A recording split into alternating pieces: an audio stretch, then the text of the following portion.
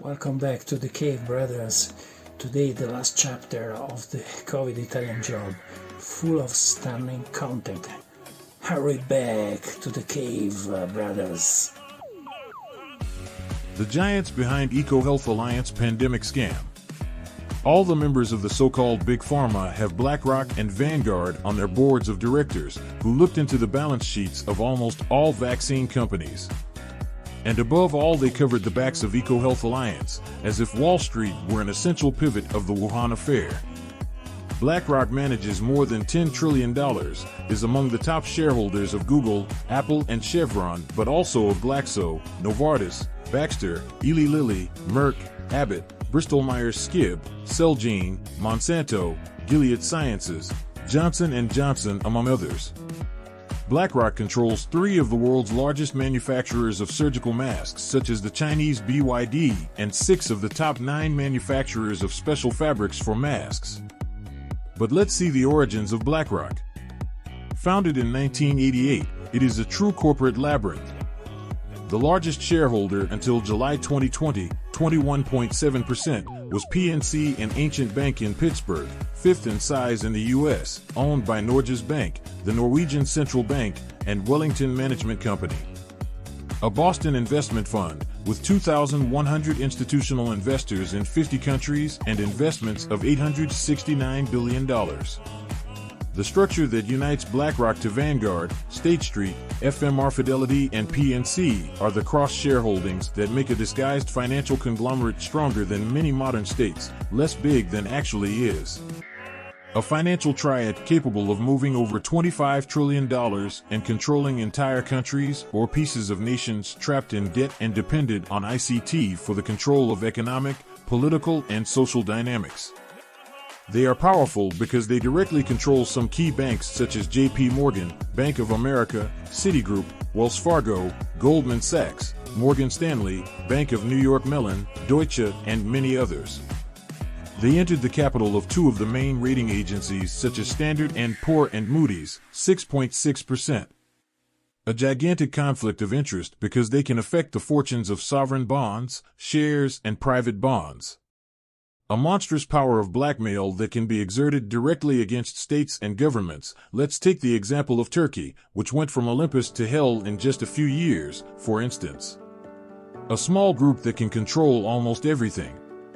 It is also says everything and shape the contours of a very powerful financial group capable of blackmailing entire states and governments, being able to determine fortunes and misfortunes. A terrifying power of blackmail that saw Orwellian's worst predictions about dystopian society come true during the COVID scam and now during the Ukrainian war. Wuhan. The birth of the Wuhan laboratory hides the traces of the great pandemic scam. A way by which the transnational forces of finance have tried to implement a great economic reset in an attempt to save a failed monetary system and same time trying to establish a global dictatorship. Let's start by saying that China was a few steps behind in biological research on viruses and bacteria compared to the US and France, for example. Traces of the colonial presence of Paris still exist in Wuhan, so it seemed natural to create a joint venture with France to create a laboratory focused on the lung diseases that China has been plagued by for centuries. It is no wonder that Wuhan follows the French biosecurity model similar to the box-in-box of the BSL-4 laboratory in Lyon. The entire laboratory was suspended and divided into 4 floors, provided for the highest level of containment. France, its collaboration in planning and identifying the best security procedures and training Chinese personnel and then distancing itself precisely because of the alleged shortcomings on biocontainment implementation, are points that will certainly be used to put Beijing on the dock of the accused. Politically, the collaboration between Beijing and Paris was born in 2003 when Jacques Chirac opposed the invasion of Iraq. Immediately isolated from Washington, Chirac had then attempted a rapprochement with China and Russia, both opposed to the invasion of the Middle Eastern country. Furthermore, Shi Jingli, Batwoman, a few years earlier had established relationships, even institutional ones, with French researchers and public officials.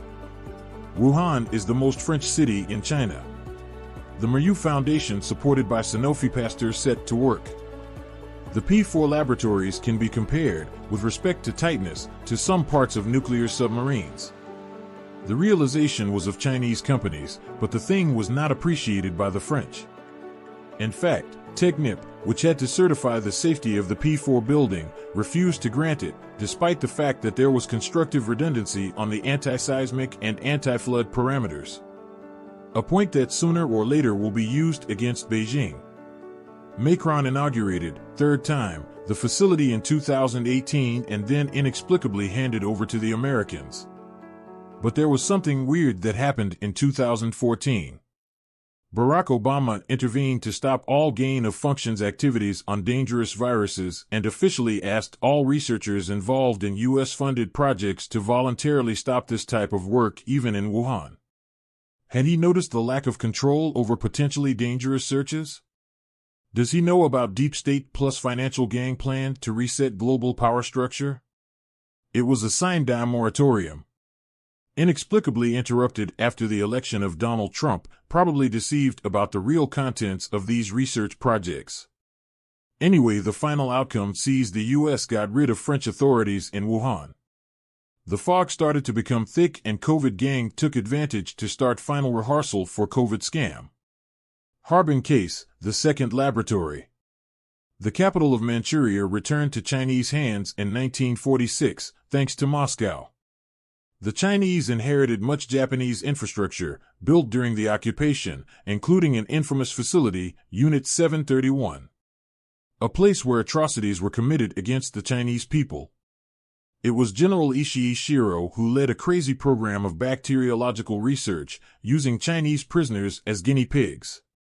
The plan remained secret even after the Second World War, thanks to an agreement with Washington, which guaranteed immunity in exchange for the results of such research. The effectiveness of biological weapons was carried out by launching pathogens in the provinces of Ningbo and Chengde, which caused 2 epidemics of plague.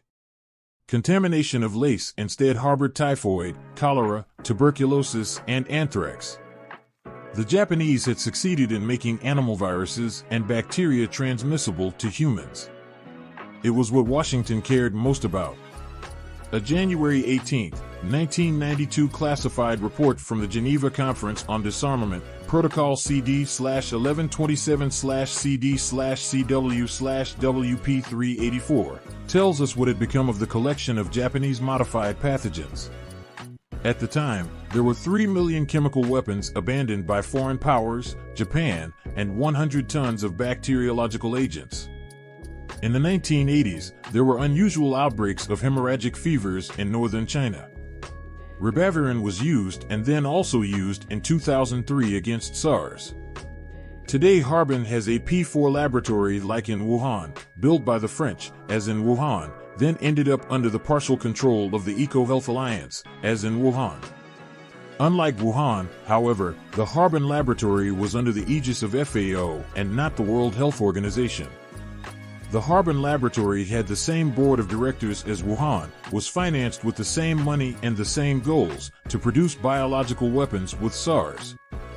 There was an agreement with Washington whereby, in addition to U.S. military researchers, there were scientists from the EHA. Then, as in Wuhan, on October 8, 2019, the Western Five Eyes SIGINT system detected, as in Wuhan, the total absence of electronic signals inside the Harbin laboratory. Exactly 2 days after there was a SARS-CoV-2 spill in Wuhan. The temporal coincidences between the two events shows very strong circumstantial evidence and that it was intentional spread the virus globally.